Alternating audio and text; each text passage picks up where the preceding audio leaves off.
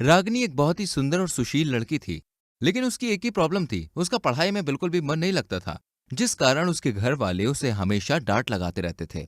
एक दिन की बात है। बेटा ये घर के काम छोड़कर कभी कभार पढ़ाई भी कर लिया कर। माँ, पढ़ लिख कर क्या ही होगा, कल तो बनना ही हाउसवाइफ है। हाँ, माना तुझे हाउसवाइफ बनना है, लेकिन जब पढ़ी लिखी होगी तभी तो अच्छा घर मिलेगा। आजकल के लड़के भी बराबर की पढ़ी हुई लड़की की डिमांड करते हैं। आपकी बेटी क्या किसी से कम है? अरे मुझे देखते ही लड़के फिदा हो जाते हैं, इतनी सुंदर जो हूँ। हर समय सुंदरता साथ नहीं देती बेटा, आप तो रहने ही दो। पढ़ ले, क्यों नहीं सुनती? 8वीं फेल है, कम से कम 12 तक तो पढ़ ले। नहीं पढ़ना मुझे, मेरा पढ़ाई में बिल्कुल मन नहीं लगता। जिसको गरज होगी खुद ही ब्याह कर ले जाएगा। इस मन बुद्धि को समझाना ही बेकार है। इसके बाद माँ वहां से चली जाती है।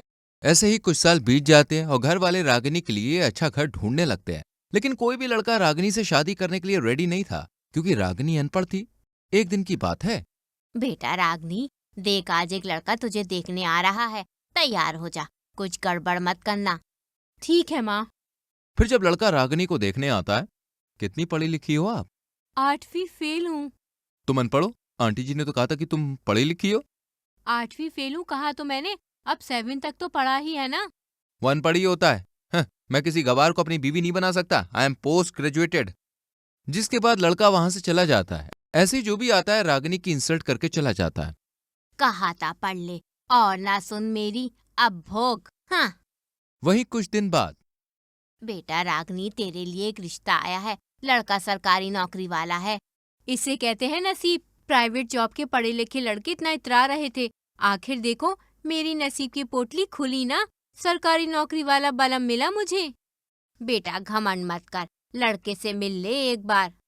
माँ, सरकारी नौकरी वाला है तो अच्छा ही होगा, शादी फिक्स कर दो, अब तो डायरेक्ट सुहागरात पर मुलाकात होगी। भगवान जाने मुलाकात होगी या मुक्कालात होगी। और इस तरह रागिनी की शादी बबलू से तय हो जाती है। और कुछ ही दिनों में धूमधाम से बबलू और रागिनी की शादी भी हो जाती है। वहीं शादी के समय रागिनी घूंघट में होती है, जिस कारण वो बबलू को देख नहीं पाती। वहीं सुहाग रात की रात।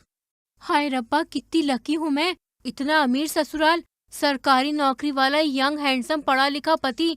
रब्बा इतनी सारी खुशी। तभी बबलू कमरे में आता है। आइए जी बैठिए। मुझे तो यकीन ही नहीं होता कि तुमने मुझसे शादी के लिए हाँ कह दी। यकीन तो मुझे भी नहीं होता कि मैं इतनी लकी हूँ कि मेरी आपसे शादी हुई। हाँ मेरी जान। अब घूंघट तो उठाओ, कब से आपको देखने के लिए बेताब हूँ।